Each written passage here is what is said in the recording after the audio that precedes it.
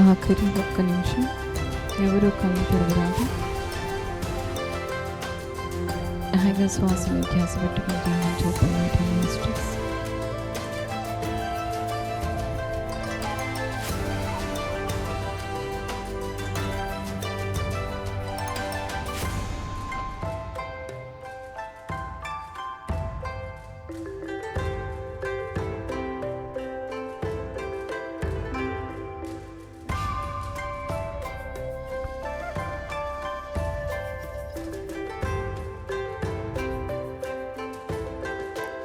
ఆఖరి 10 సెకండ్లు, ఎవరు కరెక్ట్గా కాదు.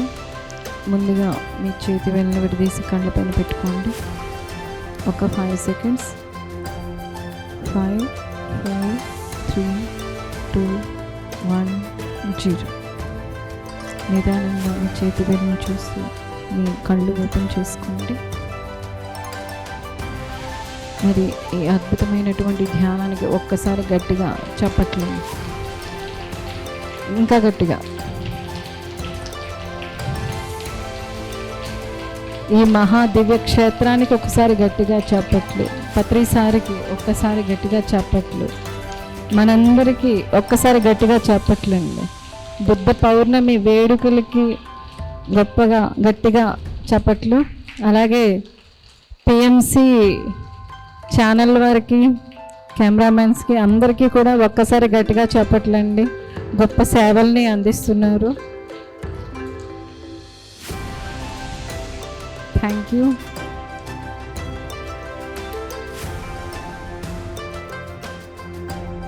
ఈ సెషన్లో ఏం అర్థమైందండి? ఏం క్లారిటీ తీసుకున్నారు ఈ సెషన్లో?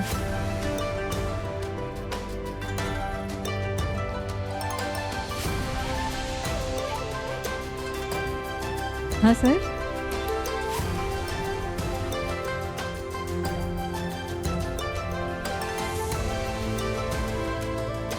మనం ధ్యానం చేస్తూ ఉంటే, ఇలా సజ్జన సాంగత్యాలు జరుగుతూ ఉంటే మనకి ఒక అవగాహన వచ్చి ఆటోమేటిక్గా అవన్నీ కూడాను మనలో నుంచి పూర్తిగా మూలాల నుంచి పెకిలించడం, సరికానివన్నీ ఉంటాయి కదండి. మన ఆధ్యాత్మిక ఎదుగుదలకి ఏవైతే అడ్డుగా ఉన్నాయో అవన్నీ కూడాను మూలాల నుంచి పెకిలించడం జరుగుతుంది అన్నమాట. ఓకే, థ్యాంక్ యూ అండి. ఇంకా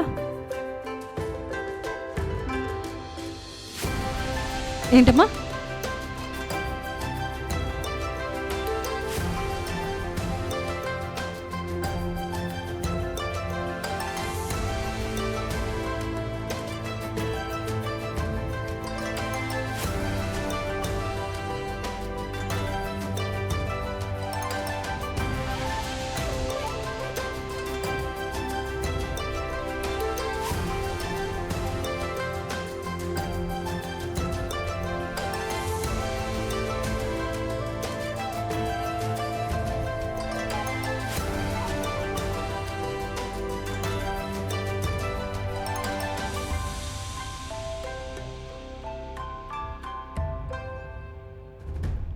అవును, గ్రేట్ మేడం. ఏమంటున్నారండి?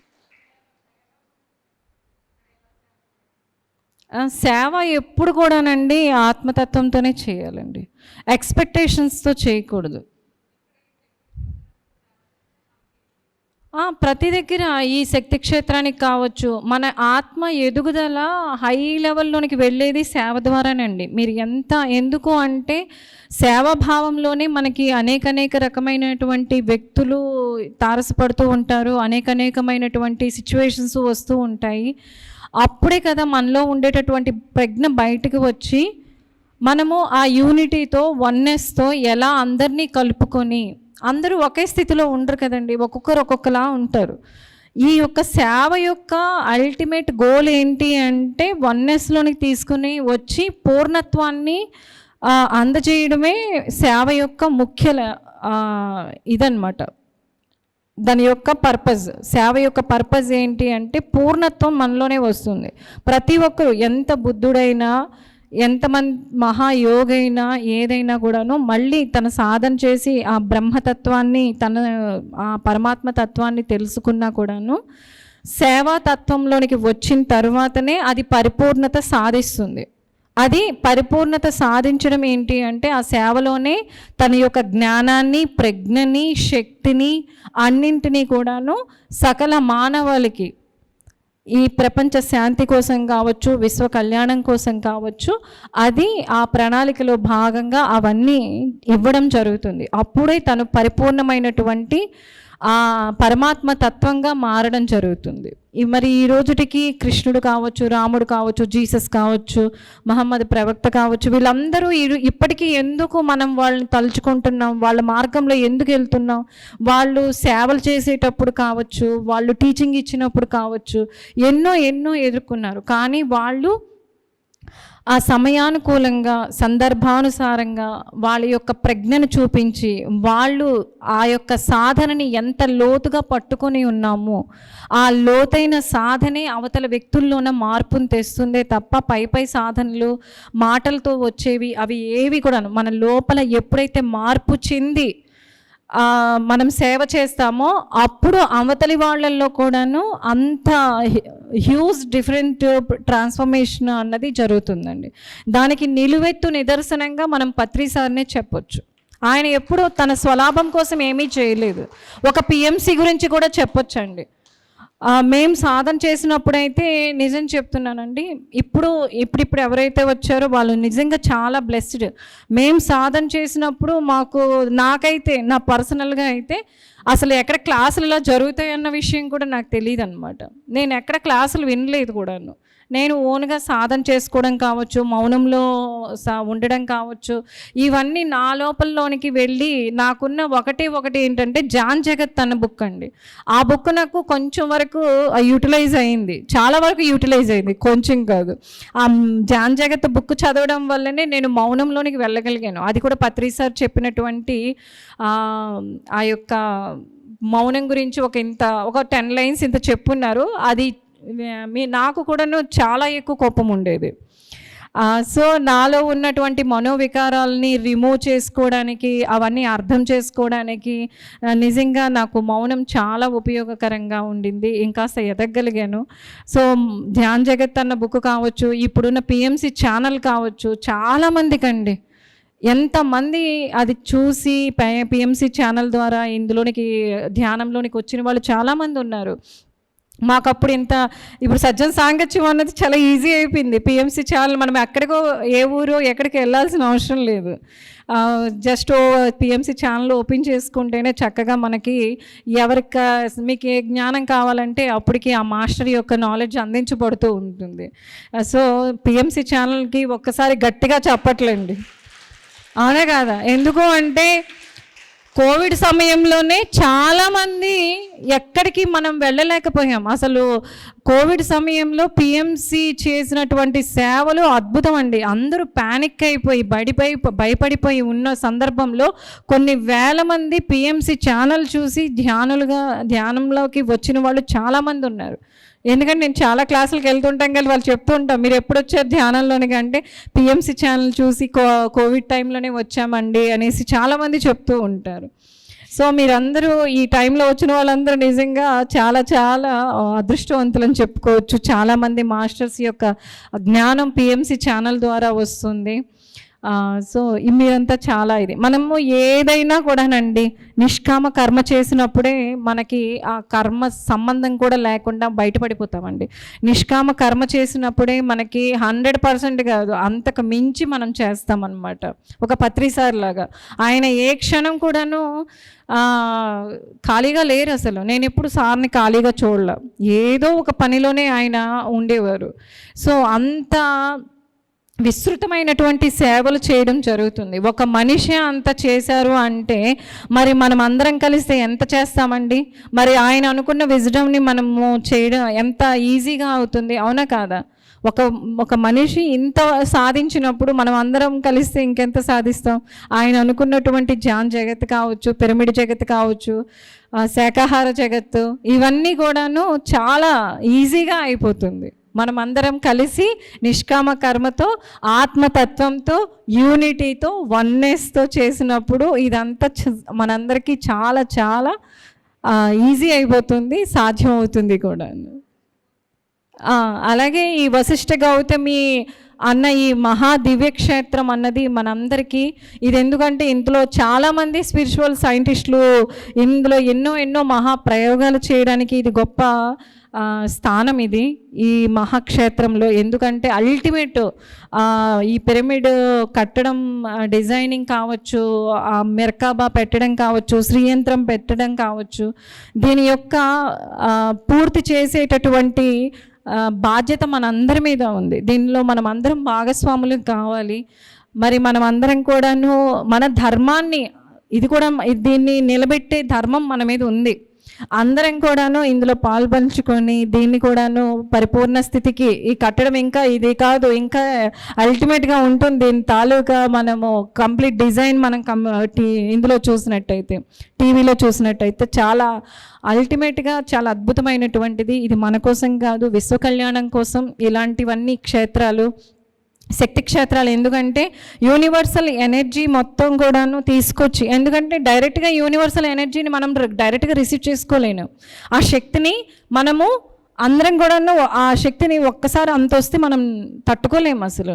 దాన్ని తీసుకొని న్యూట్రలైజ్ చేసి అది ఎంత సారం, ఎంత ఇవ్వాలి, ఎంత అనేసి ఒక సిస్టమేటిక్గా ఈ భూమికి సరైన విధంగా ఒక పాజిటివ్ లెవెల్లో కావచ్చు, ఈ భూమి అనే డైమెన్షన్ ఇంకొక లెవెల్లోనికి మార్చడానికి కావచ్చు, ఈ శక్తిని చాలా ఉపయోగకరంగా మలిచేదే ఈ పిరమిడ్ క్షేత్రాలు అన్నమాట.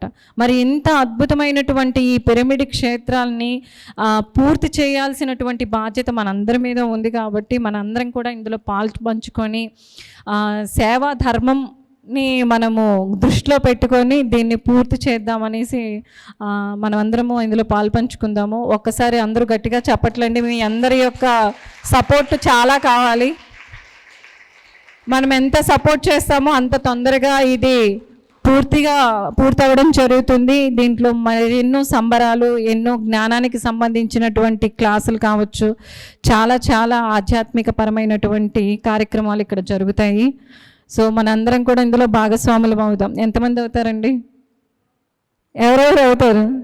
ఇదే మనందరి బాధ్యత, మనందరి సోల్ యొక్క ధర్మం. అర్థమైందా అండి? Thank you. ఇంకా ఏమైనా డౌట్లు ఉన్నాయా? నేను 14 years అవుతుండండి మెడిటేషన్లోకి వచ్చి. నేను సార్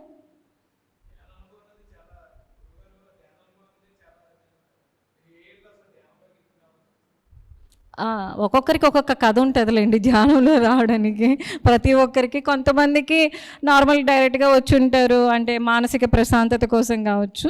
సో నేనైతే ధ్యానంలోనికి వచ్చి 14 years, ఇప్పుడు 13 సంవత్సరాలు మొన్ననే అయ్యి 14 years ఇప్పుడు. నేను అనారోగ్య సమస్యతో వచ్చానండి.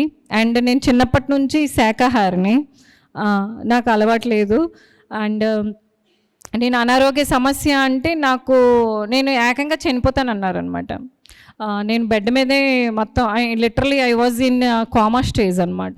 మా మమ్మీ వాళ్ళందరూ కూడాను మిక్సీ పట్టి ఫుడ్ ఇచ్చేవారు, అది కూడాను ఏదో కొంచెం వెళ్ళేది, మిగతా బయటకు వచ్చేసేది అనమాట. అలాంటి ఒక సిచ్యువేషన్లో ఉండేదాన్ని అనమాట.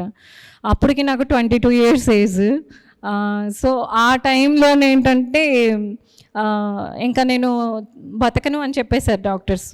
మా ఇంట్లోనే ఇంకా సెలైన్స్ ఇవి అవి అన్నీ, అంటే ఇంకా నేను మెడిసిన్ వేసుకొని రోజు లేదనమాట. ఇంకా సెలైన్స్తోనే నేను అలా ఉన్నాను.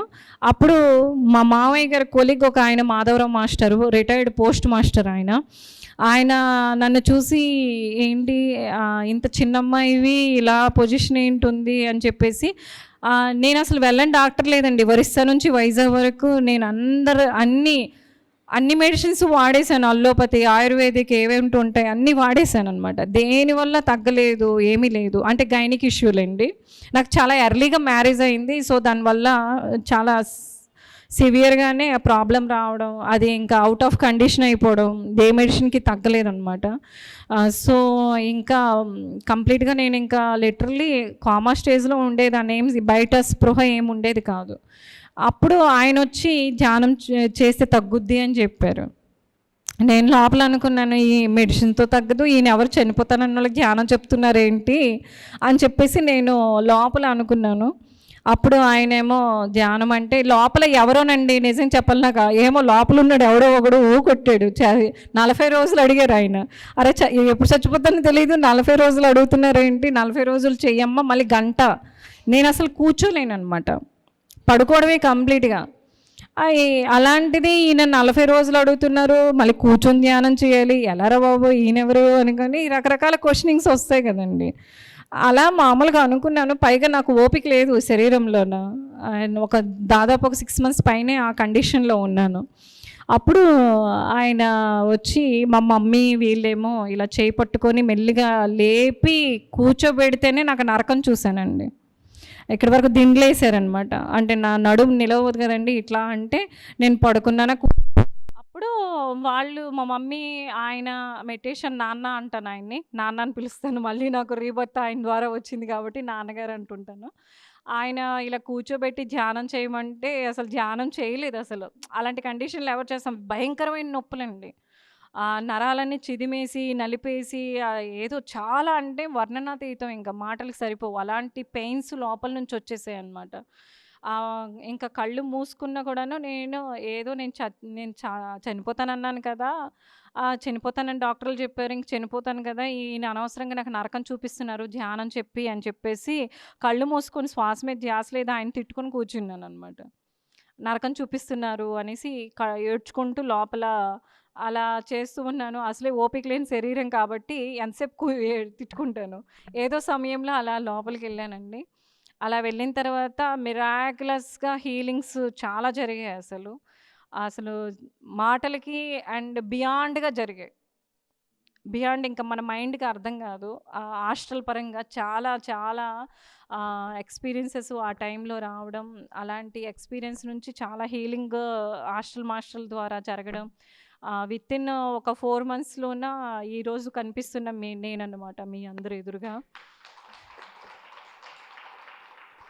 సో, ఇంట్లోన నా అంతట నేను లేచి నిలబడలేని నేను, నా పని నేను చేసుకోలేని నేను, ఇప్పటికి నేను 13 సార్లు హిమాలయాలకెళ్ళానండి. ట్రెక్కింగ్సు, సాధన. నా సాధన ఎక్కువగా హిమాలయాస్‌లోనే చేసున్నాను. చాలా సార్లు అక్కడి నుంచి వాయిస్ మెసేజ్ వస్తే హిమాలయాస్‌కి 3 సార్లు వెళ్ళిపోయానండి. సింగిల్‌గా వెళ్ళిపోయాననమాట. నేనెప్పుడు సింగిల్‌గానే ఎక్కడికైనా సింగిల్‌గానే వెళ్తూ ఉంటాను. అలాగా నా జర్నీ అలా అలా చేస్తూ 3 సంవత్సరాలు మౌనంలో ఉన్నాను. ఆ తర్వాత 'మౌనం' అనే బుక్ 2020లో పత్రి సార్ చేతుల మీదుగే కర్తాల్లో రిలీజ్ అయింది. మౌనం మీద చాలా రీసెర్చ్‌లు చేయడం, అఖండ ధ్యానాలు, మౌన ధ్యానాలు, ఈవెన్ కర్తాల్లో కావచ్చు, ధ్యాన మహాచక్రాల్లో, ధ్యాన మహాయజ్ఞాల్లో ఇక్కడ కూడాను మొన్న ఉగాది సంబరాలప్పుడు జరిగాయి. ఏంటమ్మా? అరకులో కూడాను. అరకు అన్ని దగ్గరలో అన్ని ధ్యాన యజ్ఞ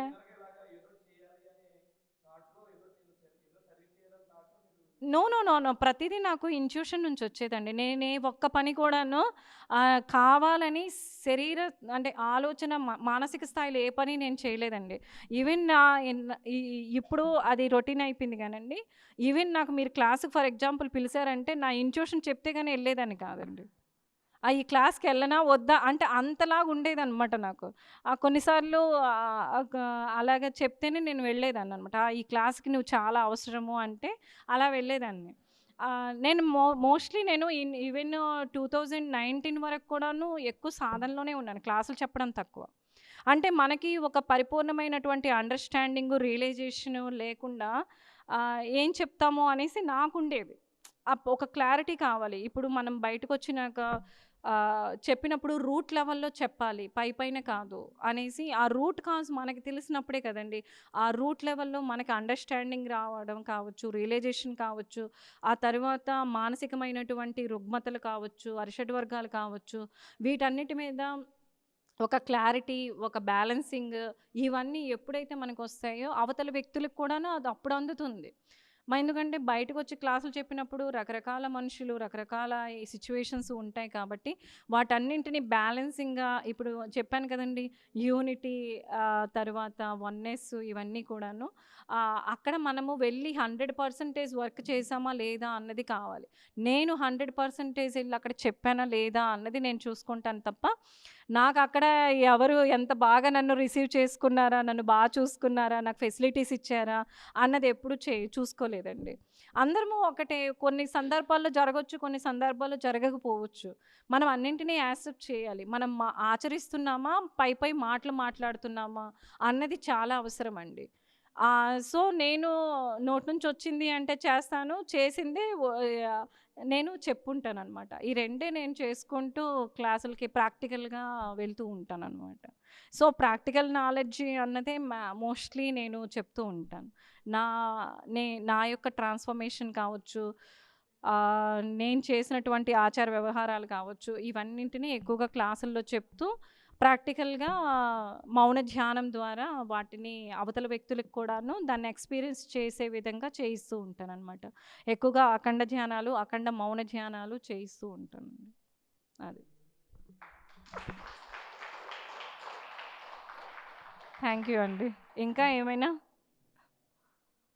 ఎనీ క్వశ్చన్స్? సాధనాపరమైనటువంటి క్వశ్చన్స్ ఏమైనా అడగండి. నాకు తెలిసినంతలో మీకు చెప్పే ప్రయత్నం చేస్తాను. సాధన ఎలా చేయాలి, ఎలా ఉండాలి, ఏంటి అనేసి, ఇంకా మనల్ని మనం ఇంకా ఎలా తీర్చిదిద్దుకోవాలి, ఆ ఎన్లైట్మెంట్ వైపుకి ఎలా వెళ్ళాలి. ఇప్పుడు ప్రతి ఒక్కరి గోలు, భౌతికమైన గోల్స్ ఎన్నో ఉంటాయి కానీ ఆధ్యాత్మిక పరంగా ఉన్న ఏకైక గోల్ అందరికీ జీవన్ముక్తే కదండి. ఆ దిశగా ఎలా ప్రయాణం చేయాలి ఏంటి అన్నది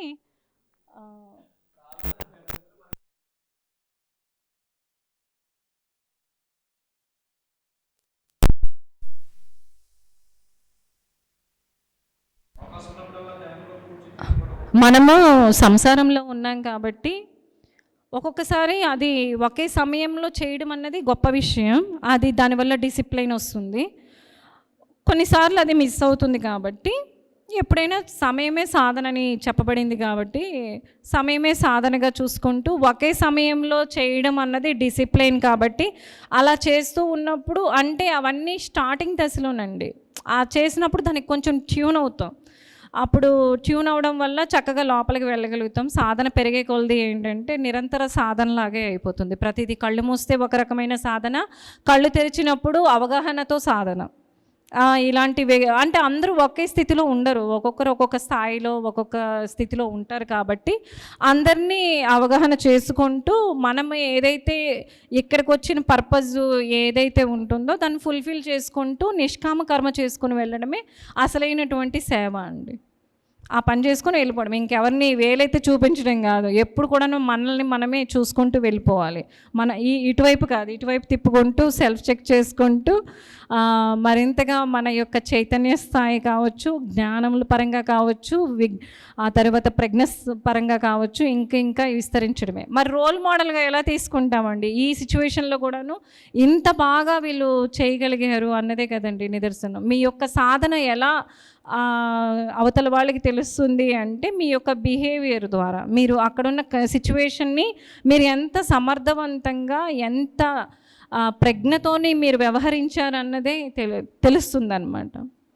ఇంత అప్పుడు అవతల వ్యక్తులకి అదొక రోల్ మోడల్ లాగా అయిపోతుంది. ఇంత సమర్థవంతంగా చేశారు అనేసి. అప్పుడు మీ సాధన ఏంటంటే మిమ్మల్ని తీర్చిదిద్దడమే కాదు, అవతల వ్యక్తుల్ని కూడాను ఆ దిశలోనికి తీసుకువచ్చేదే అసలైనటువంటి సాధన. అలా వస్తున్నారు అంటే మీరుది సరైన సాధన అని అర్థం అండి. అర్థమైందండి? అందుకే సాధన అన్నది చాలా చాలా అవసరం మనకి. ఇంకా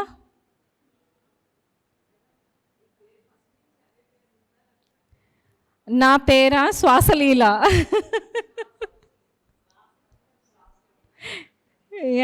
అంటే నేను మౌనం క్లాసులు చెప్తానని మౌనం లీల, తర్వాత శ్వాసలీల. శ్వాసలీల అంటే యాక్చువల్గా స్పిరిచువల్ నేమేనండి, స్పిరిచువల్గా పెట్టుకునే నేమే. అంటే యాక్చువల్గా చెప్పాలి అంటే నేను లీలా అనేసి నా ఐడి క్రియేట్ చేస్తున్నప్పుడు గూగుల్లోన మనము జీమెయిల్ ఐడి క్రియేట్ చేస్తాం కదా, అప్పుడు లీలా అని ఇస్తుంటే యాక్సెప్ట్ చేయటం లేదు. చాలామంది ఉంటారు కదండి, అది యాక్సెప్ట్ చేయటం లేదు. 2-3 రకాలుగా ఇచ్చేసాను. అప్పుడు నేను అనుకున్నా, అరే ఏంటిది ఇప్పుడు నేను ఏమని పెడితే ఇది యాక్సెప్ట్ చేస్తుంది, ఏం పెట్టాలి అనేసి నేను ఇంక ఇలాగ ఆలోచిస్తున్నప్పుడు లోపల నుంచి వచ్చింది శ్వాసలీల అని పెట్టు అనేసి. అది నా స్పిరిచువల్ నేమ్ అండి. అంటే నాకు తెలీదు అలా ఎవరైనా పెట్టుకుంటారు. యాక్చువల్ మా మా పేరెంట్స్ పెట్టింది Leela Rani. So whatever it is I am Leela. So అది నేను ఇలాగ ఆలోచిస్తున్నాను. ఇప్పుడు ఇది గూగుల్ యాక్సెప్ట్ చేయటం లేదు, ఏం చేయాలి? మా ఇనీషియల్ ఇచ్చినప్పుడు కూడాను కొన్ని పేర్స్ వస్తున్నప్పుడు యాక్సెప్ట్ చేయటం లేదు గూగుల్, గూగుల్ ఐడి క్రియేట్ చేయడానికి. ఏం చేయాలని ఒక హాఫ్ అన్ అవర్ పైనే ఆలోచించాను అనమాట. హాఫ్ అన్ అవర్ 1 అవర్ పైనే అలాగుంటూ ఏం పెడదాం అంటుంటే లోపల నుంచి శ్వాసలీల అనేసి వచ్చిందండి. అంటే నాకు కూడా అది వైబ్గా అనిపించింది యాక్చువల్లీ.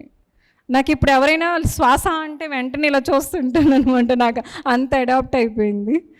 చాలామంది శ్వాస అని పిలుస్తుంటారు, ఏదో ఒకటి అలా. స్పిరిచువల్ నేమ్ మేడం, అది లోపల నుంచి వచ్చింది. It's a spiritual name. ఇంకా మా మౌనం క్లాసులు చెప్తుంటానని మౌనం లీల, మీరు శ్వాసలీల అన్నా మౌనం లీల అన్నా మన ఏంటంటే యూట్యూబ్లో కొన్ని వీడియోస్ నా వస్తాయండి. అమ్మ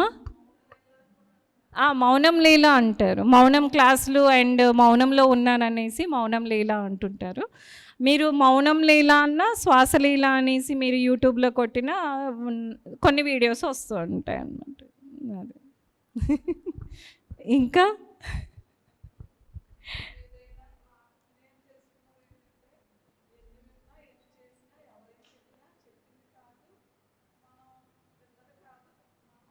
ఆచరించు.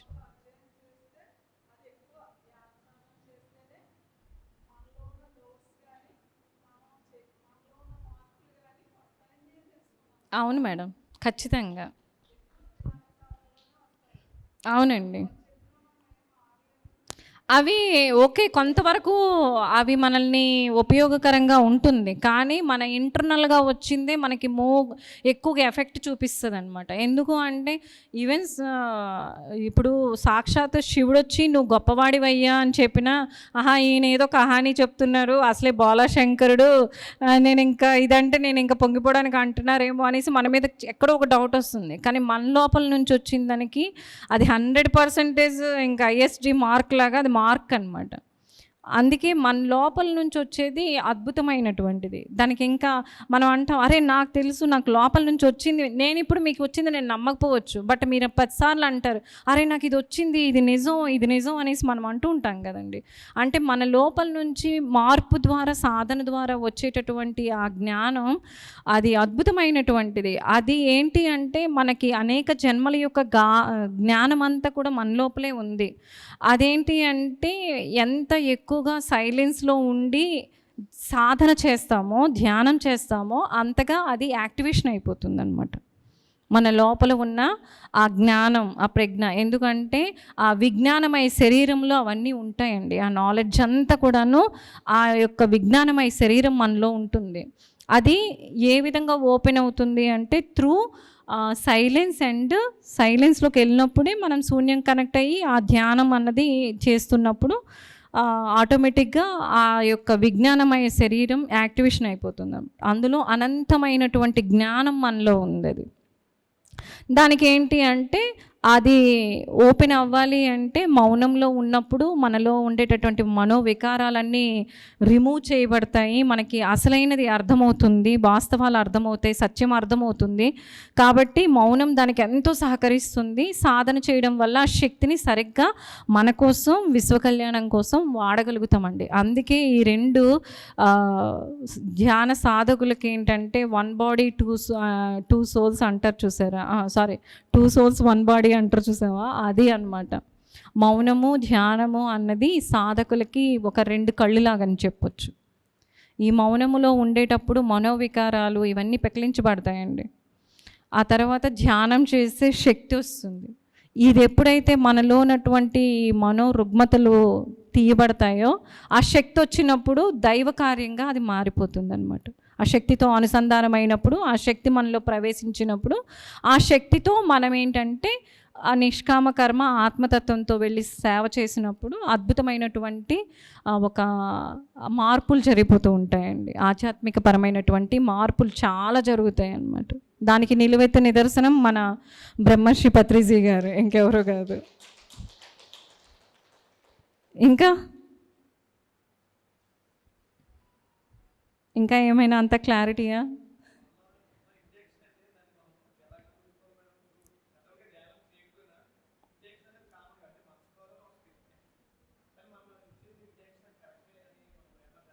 ఇంటెన్షన్ వేరు, ఇంట్యూషన్ వేరు సార్. ఇంట్యూషన్ అన్నది మన లోపల ఉండేటటువంటి ఆత్మస్వరం అని చెప్పొచ్చు. ఇంటెన్షన్ అన్నది కూడా మానసిక స్థాయిలో ఉన్నది. అది మీ ఉద్దేశం, లోపల ఒక ఇంటెన్షన్ ఉంటుంది. అంటే intention in the sense some expectations కావచ్చు, అక్కడ మీరు ఏదో ఒకటి కోరుకోవడమే ఉంటుంది, ఎక్స్పెక్టేషనే ఉంటుంది ఇంటెన్షన్లోన. ఈ విధంగా చేయాలి, ఆ విధంగా ఆ ఇంటెన్షన్తోని ఒక లాభం కావచ్చు, అక్కడ ఆ పని వల్ల కావచ్చు, ఆ వ్యక్తి ద్వారా కావచ్చు, ఇంటెన్షనల్గా చేస్తుంటాం. అందులో కూడాను సరైనవి సరికానివి రెండు ఉంటాయి. ఇప్పుడు మీరు ధ్యానం చెప్పడానికి, శాకాహారులుగా చేయడానికి ఇంటెన్షన్గా కొన్ని కొన్ని బాణాలు వదులుతుంటాం, మాట పరంగా కావచ్చు, ఇవి అది సరైనదే. కొన్ని మనకి మన స్వలాభం కోసం చేసేవి మళ్ళీ అక్కడ మళ్ళీ డిఫరెంట్ వస్తూ ఉంటుంది. ఇంటెన్షన్లోన మన ఉద్దేశం ఉంటుంది, ఇంట్యూషన్లోన ట్రూత్ ఆఫ్ ఈ నాలెడ్జ్ వస్తుంది అనమాట. నువ్వేం చేయాలి, ఏం చేయకూడదు, అది చెప్తూ ఉంటుంది, ట్రూత్ ఉంటుంది ఇంట్యూషన్లోన. అదేండి. ఇంకా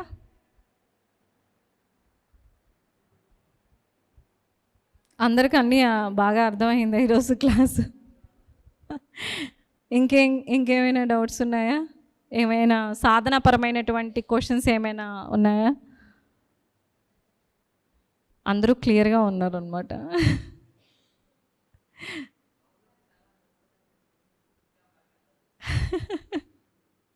అది ఎప్పటికప్పుడు మనల్ని ఎరుకలో ఉంచేదమ్మా మౌనం. ఎరుక అన్నది ప్రతి సాధకుడికి కావాలి. ఇందాక మేడం నేను మాట్లాడుకున్నాం, ఎరుక ఇంకేం చెప్పామండి, ఎరుక ఉంది, సరెండరింగ్నెస్. ఎరుక సరెండరింగ్నెస్ చాలా అవసరం అండి ప్రతి ఒక్క సాధకుడికి. మా సరెండరింగ్ అంటే అంకిత భావమా, అంతే. సరెండరింగ్నెస్ని, ఎరుక, ఈ రెండు కూడాను ప్రతి ఒక్క సాధకుడికి చాలా అవసరం. మౌనం ద్వారా ఎరుక బాగా వస్తుందండి. సరెండరింగ్ ఏంటంటే మనం చేసేటటువంటి కర్మయందు, సాధనయందు, ప్రతి ఒక్క వ్యవహారమయందు, సత్యమునందు, ధర్మమయందు సరెండరింగ్గా ఉండడం అన్నమాట. అర్థమైందండి? మనసా వాచా కర్మణ సరెండరింగ్ అయిపోవడమే, శరణాగతి పొందడం.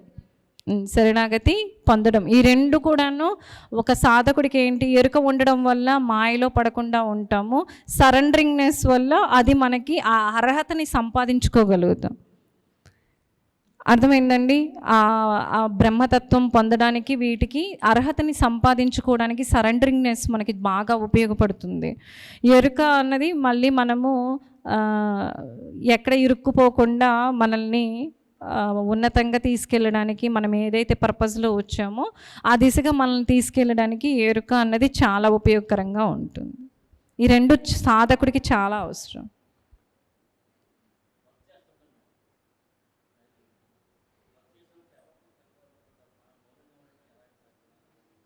అందుకే మీ వర్క్ లేనప్పుడు ఇంటికి వచ్చాకైనా చేయొచ్చు సార్.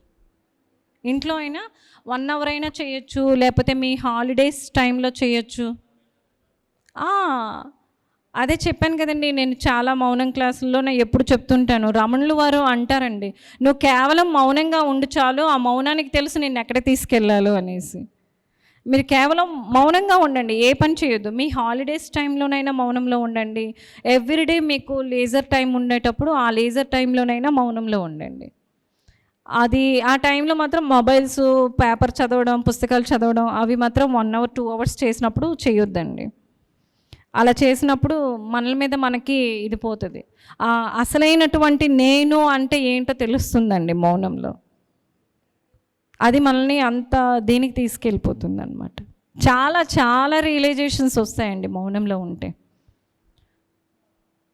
ఇంకా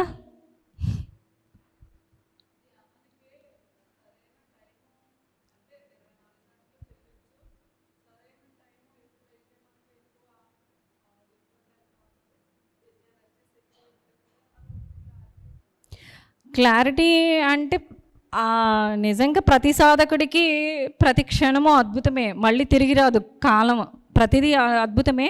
మనకి డిస్టర్బెన్స్ టైము, ఆ తర్వాత విశ్వశక్తి మనకి అందరికీ తెలుసు ఎర్లీ అవర్స్లో వస్తుంది అనేసి. నిజంగా చెప్పాలి అంటే మీరు అవర్స్ ఆఫ్ మెడిటేషన్ చేసుకోవాలి అనుకుంటే 2 o'clock నుంచి బెస్ట్ టైం అండి. నైట్ 2 నుంచి మార్నింగ్ 6, 5 మీ ఇష్టం, మన యొక్క టైం బట్టి 2 నుంచి చేస్తే చాలా బాగుంటుంది. అంటే డెప్త్లోనికి వెళ్తాం కదా. మోర్ దెన్ 3 hours చేయాలి అనుకున్నప్పుడు ఆ టైం చాలా బెస్ట్ అండి.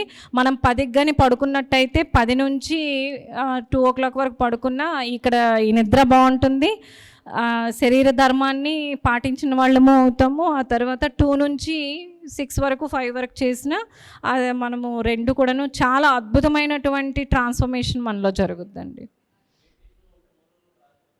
లేదండి, మౌనం వేరే అండి. ఇప్పుడు మీరు వాంటెడ్గా సైలెంట్లో మనం ఎంతగా మాట్లాడుతూ ఉంటామో అంతగా మన మనస్సు చెలిస్తూ ఉంటుందండి. ఎందుకంటే మనం మాట్లాడేటప్పుడు మనసు మైండ్ 2 ఒక అనుసంధానం అయినప్పుడే ఈ యొక్క స్వరం అన్నది బయటకు వస్తుంది. అంతే కదా, మన మనసులోన మైండ్లోన ఏదైతే కదలాడుతుందో అది బయటికి చెప్పడమే కదండి. ఇప్పుడు నా మనసులో ఉన్నది బయటికి రావాలి అంటే ఈ 2 అనుసంధానమైనప్పుడే వస్తుంది. ఇప్పుడు సరైన వాక్కులు అంటే లైక్ ఇలా క్లాసులు చెప్పడము అన్నది ఇది హయ్యర్ లెవెల్లోని చెప్పేటటువంటి మాటలు ఇవి. కానీ మనకు అనవసరమైన మాటలే ఎక్కువగా మనం మాట్లాడుతూ ఉంటాం. సరికాని మాటలు, అనవసరమైన మాటలు, మన కాలం వృధా అయ్యేది కూడాను అనవసరమైన మాటలతోనే. అంతే కదండి, మీ మనసులో ఉన్నదే కదా చెప్తావు. మనం చాలాసార్లు అంటాం నీ మనసులో ఉంది ఎన్ని రోజులకి చెప్పావా, ఇప్పుడు బట్టబయలు చేసావా అని అంటూ ఉంటాం. సో మనం ఎంత ఎక్కువగా మాట్లాడుతూ ఉంటామో మన మనసు అంతగా చంచలం అవుతూ ఉంటుంది. అందుకే మనం మెడిటేషన్లో కూర్చోగానే ఎప్పుడైతే అది ఎంత ఎక్కువ కదులుతుందో ఆలోచనల రూపంలో కూడా కళ్ళు మూసుకోగానే అవే మనకి రిపీట్ అవుతూ ఉంటాయి అన్నమాట. సో మీరు ఎంత సైలెన్స్ అవుతారో మీరు తొందరగా ఇలా కూర్చోగానే ధ్యాన నిమగ్నులు అవుతారనమాట. ఆలోచనలు వైపు కాకుండా ఇమీడియట్గా ఆ యొక్క మాస్టరీ వచ్చేస్తుంది అనమాట. కళ్ళు మూసుకోగానే ఇలా కూర్చున్నామంటే ఇప్పుడు గంట అంటే 60 నిమిషాలు ధ్యానంలో ఉండడం అన్నది ఎంత గొప్ప విషయం అండి. లేదు అంటే గంటలోన కొంత సమయము ఆలోచనలతో ఉండి ఏదో క్షణంలోన ధ్యాన స్థితిలోనికి వెళ్ళడం అన్నది అది ఏదో కొంత టైం ఉంటుంది. కానీ 1 hour ఉంటుంది, ఎంత శక్తిని రిసీవ్ చేసుకుంటామండి. కాసేపే మనం ఎంత అద్భుతంగా ఉంది అంటాము. అది ఆ మౌనం ద్వారా అది వస్తుందండి. ఇప్పుడు నేనున్నాను ఇలాగ అనగానే కళ్ళు మూసుకోగానే వెళ్ళిపోతుంటాను. నేను ఒక్కొక్కసారి ఫుడ్ తింటున్నప్పుడు కూడా ధ్యానంలోకి వెళ్ళిపోతుంటాను. అలా మా ఇంట్లో చాలాసార్లు అవుతుంటుంది. అంటే ఆ స్థితి వరించడము అంటారు దాన్ని. అంటే పర్టిక్యులర్గా చేయాలని ఉండదు, అది 24/7 ఆ స్థితి వెళ్తూ ఉంటుందన్నమాట.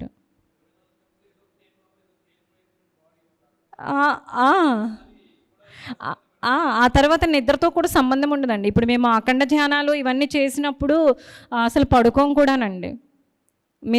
మీరందరూ ధ్యానంలో ఉంటారనుకోండి, మీకు సర్వీస్ ఇచ్చుకొని మేము ఉంటాం. మీరందరూ పడుకోకుండా ఉన్నారా లేదా, ధ్యానం చేస్తున్నారా, పడుకున్నారా ఏంటి, లేకపోతే మీకు ఏమైనా అవసరాలు ఉన్నాయా అనేసి డే అండ్ నైట్ అవుతుంది కదండి. అప్పుడు మేము ఇప్పుడు మొన్న ఉగాది యజ్ఞంలో కూడాను 5 days పెట్టినప్పుడు మేము 6 days మాకు ఎక్స్ట్రా ఉంటుంది కదండి అరేంజ్మెంట్స్ ఇవన్నీ, కాబట్టి ఆ 6 days నుంచి పడుకోలేదు. అలాగే కర్తాల్లోన 15 రోజులు అప్పట్లో అయిందంటే మాకు దాదాపు ఒక 16-17 రోజులు అసలు నిద్రే పోలేదు. డే అవర్స్ అంతా వర్క్ ఇదే మొత్తం సేవేనండి. వాళ్ళకి ఫుడ్ ఇవ్వడం, నీళ్ళు ఇవ్వడం, అన్ని అరేంజ్మెంట్స్, సాధన చేస్తున్నప్పుడు చూడడం, ఎరుక లేకపోతే ఎరుకలోనే పెట్టడం, ఇవన్నీ చేసుకొని హోల్ నైట్ డే అవర్స్ ఎవరైనా మాకు వచ్చి హెల్ప్ చేస్తారు. నైట్ టైం అందరూ స్లీపింగ్ మోడ్ కాబట్టి అప్పుడే ఇంకెక్కువ అవసరం ఉంటుందండి. మేము చేస్తే ఇంకా అలానే చేస్తూ ఉంటామండి. ఇంకా దానికి కూడా మేము అది నిద్రపోలేదు అన్నది మాకేం మైండ్లో ఉండదు, అసలు నేను అన్నదే ఉండదండి అక్కడ. అదొక అద్భుతం అంతే. అది చేసినప్పుడు భలే మజాగా ఉంటుంది. అలా చేస్తూ ఉంటామండి. ఫుడ్ కూడా కొన్నిసార్లు 5 రోజులు 6 రోజులు అఖండ ధ్యానాలు అయినప్పుడు తినడం కూడా ఉండదన్నమాట. ఎనర్జీ అంతగా వచ్చేస్తూ ఉంటుంది. మేము సేవలో ఉంటాము, ఎంతో ఆనందం వస్తుంది. మాకేమి దానివల్ల ఏమైనా వస్తుందని ఏమీ లేదు. ఆ స్థితికి అందరూ వస్తున్నారన్న ఆనందం మాకు ఎక్కువగా ఉంటుంది. అబ్బా దీన్ని అర్థం చేసుకున్నారు, ఈ దశగా వచ్చారు, సాధన చేస్తున్నారు అని లోపల సంబరం ఎక్కువగా ఉంటుందండి. నిజంగా అది ఎంత ఆనందం అంటే మాటల్లో వివరించలేదన్నమాట. అంత ఆనందంగా ఉంటుంది కాబట్టి ఆనందం, ఇంకా ఆనందమయ్యే బాడీ యాక్టివ్ అయిపోయి ఉంటుంది కాబట్టి ఆటోమేటిక్గా ఎనర్జీ అన్నది ఫ్లోయింగ్గా ఉంటుంది. అందుకే అన్నారు కదండి బుద్ధుడు, స్వేచ్ఛ బాడీ, ఆనందమయ బాడీ, అలాగే జాయ్ఫుల్ బాడీ, సంతోషం.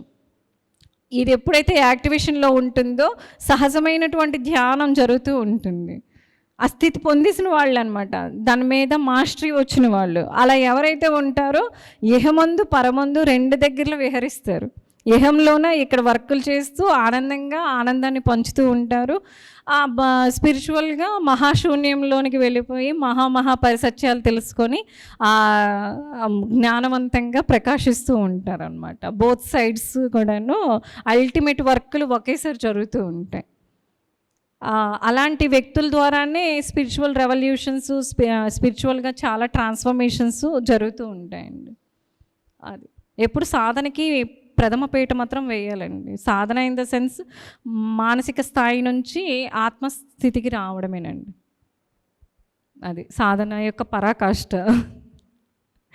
పరాకాష్ఠకి ఎప్పుడు వెళ్తుంది అంటే మిమ్మల్ని తెలుసుకోవడం ఒక ఎత్తు అయితే, మిమ్మల్ని ఇప్పుడు మీరు ఏమీ లేదండి, మీరు ఎప్పుడైతే మౌనంలో ఉంటూ నేను ఆత్మని అని తెలుసుకోవడం ఒక స్థితి అయితే, మిమ్మల్ని మీరు ఎలా అయితే ఆత్మస్వరూపులుగా దర్శించుకున్నారో అందరిలో అది దర్శించడమే పరమాత్మ స్థితి. అదే సేవ. ఆ సేవ చేస్తూ ఉన్నప్పుడే అది అందరిలో మనం అది చూడగలుగుతాం అన్నమాట. అది పరాకాష్ఠ స్థితి అన్నమాట. ఆ స్థితి అద్భుతమైనటువంటిది. అప్పుడు అందరూ కూడాను మనం ఏ స్థితిలో చూస్తామో వాళ్ళు అలానే కనిపిస్తారు కదా. నాకు మీరు ఎలా కనిపిస్తారు, మిమ్మల్ని అలా ట్రీట్ చేస్తూ ఉంటాను. నేను మిమ్మల్ని ఒక పరమాత్మ స్వరూపుడు భగవంతుడిగా చూస్తున్నప్పుడు మిమ్మల్ని అలానే ట్రీట్ చేస్తాను. మీరు ఆ స్థితిని ఇక్కడ పొందిన వ్యక్తి అక్కడ ఒక ఇదేంటంటే మ్యూచువల్గా కనెక్టివిటీలోకి వచ్చినప్పుడు ఆటోమేటిక్గా ట్రాన్స్ఫర్మేషన్ అన్నది జరుగుతూ ఉంటుంది అనమాట. ఇంటర్నల్గా జరుగుతుంది. అది మనకే తెలియని మనం ఇప్పుడు ఒక పత్రి సార్ వచ్చినప్పుడు ఆయన చూడగానే ఒక తన్మయత్వంలోకి వెళ్ళిపోతాం, మనల్ని మనం మర్చిపోతాం. ఆయన చూడంగానే ఆనందము, సంతోషము అన్నీ వచ్చేస్తూ ఉంటాయి. ఎందుకంటే ఆయన అది అయిపోయారు, ఆ స్థితిని పొందేశారు కాబట్టి మనకు అది అనిపిస్తూ ఉంటుంది. అదనమాట అండి. ఏంటండి? No comment. నాన్ ఇంటర్ఫీరియన్స్ అన్నది highly quality of spiritual quality. అసలు నాన్ ఇంటర్ఫీరియన్స్ అవ్వకుండా ఉండడం, మన పని మనం చూసుకోవడం, అది కూడాను బుద్ధ టీచింగ్స్లోన వన్ ఆఫ్ ద ఇదన్నమాట, టీచింగ్స్లో. అలాగే మనం చెప్పేటటువంటి క్లాసెస్ కూడాను కాన్షియస్గా ఉండాలి, అంటే చైతన్యవంతంగా ఉండాలి.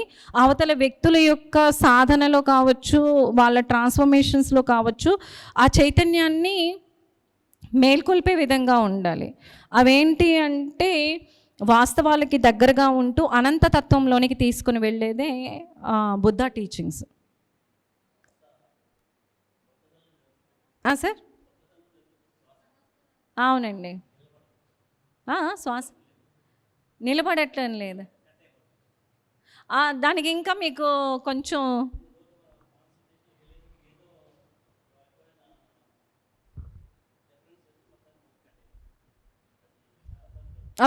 మీకు మౌనం చేస్తే చాలా బాగా డిఫరెన్స్ అన్నది మీకు కనిపిస్తుంది సార్.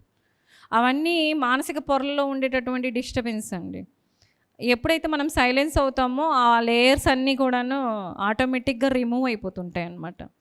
ఎందుకంటే సైలెన్స్గా ఉండేటప్పుడు ఎనర్జీస్ని ఎక్కువగా తీసుకుంటాము, ఎనర్జీ డ్రైన్ అవ్వడం ఉండదు. మనం ఎక్కువగా వాక్ ద్వారా, అనవసరమైన మాటల ద్వారా ఎక్కువగా మన ఎనర్జీని మిస్యూజ్ అవుతూ ఉంటుంది, సరికాని మాటల ద్వారా. కానీ మనం అంత కాన్షియస్గా మాట్లాడడం కానండి. ఫస్ట్లో అవగాహన పెరిగినప్పుడు అప్పుడు మనకి తెలుస్తుంది. సో మనం ఎంత మౌనంగా ఉంటామో మన ఎనర్జీ కూడాను అంత చక్కగా మనలోన పుష్కలంగా ఉంటుంది. రిసీవ్ చేసుకోవడం కావచ్చు, మనం విశ్వ కళ్యాణార్థంలో ఆ ఎనర్జీని వాడుకోవడం కావచ్చు, మన కోసం వాడుకోవడం కావచ్చు, ఇవన్నీ కూడాను ఆ మౌనంలోనే జరుగుతాయండి. మరి అందుకే పత్రి సార్ కూడాను 1 year మౌనంలో ఉన్నారు. అప్పుడు చాలా సారు మౌనంలో ఉన్నప్పుడు పిఎస్ఎస్ఎం మూమెంట్ గ్రాఫ్ ఒకలాగునింది. సారు మౌనంలో ఉన్న తరువాత 1 ఇయర్ మౌనం తరువాత పిఎస్ఎస్ఎం మూమెంట్ యొక్క గ్రాఫ్ అల్టిమేట్గా వెళ్ళిపోయింది. ఆ తర్వాతే పిఎస్ఎస్ఎం ఇదే పిఎంసి ఛానల్ రావడం అన్నీ కూడాను జరిగాయి. అది చాలా డిఫరెన్స్. అంటే ప్రణాళికలు అలా వచ్చేస్తాయి అన్నమాట. వన్స్ మీరు మౌనంలో ఉండండి, అది ఎంత అద్భుతంగా ఉంటుందంటే ఇంకా చెప్పలేము, ఇంకా అంత అద్భుతంగా ఉంది. అప్పుడు వస్తాయమ్మా, లోపల ఉన్నవన్నీ క్లెన్జింగ్ అవుతాయి కదమ్మా.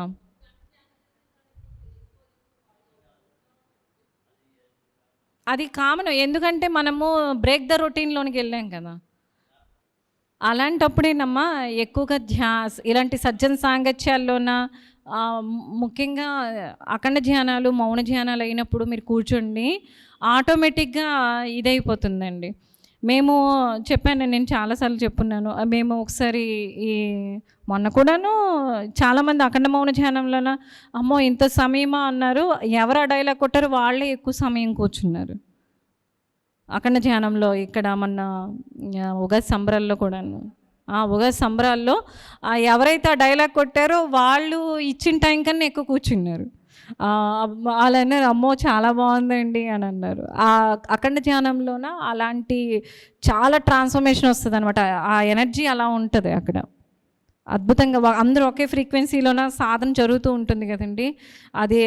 అది మరి చెప్పలేం మాటలతో. మిమ్మల్ని వెంటనే అప్పటికన్నా మీరు ఇదివరకు చేసిన సాధన కన్నా ఇంకా హయ్యర్లోనికి ఉంటుంది అనమాట. ఆ సాధన చాలా అద్భుతంగా జరుగుతుంది అది.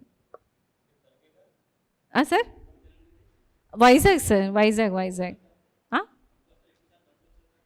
నేను తణుకు ఈ మధ్యకాలంలో రాలేదు. 2018-19 ఆ టైంలో తణుకు వచ్చానండి. అంటే ఒక్కొక్కసారి ఒక్కొక్క ఏరియాలో ఎక్కువ వెళ్తూ ఉంటాను అలా. అప్పట్లో వచ్చానండి తణుకులో 18-19 ఆ టైంలో వచ్చాను.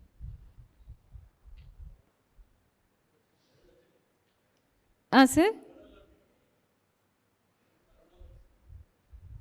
ఇంకా క్లాస్ 4 వరకు ఉంటుందండి. ఇంకేమైనా డౌట్స్ కానీ క్లారిటీలు కావాలి అనుకుంటే తీసుకుందాము.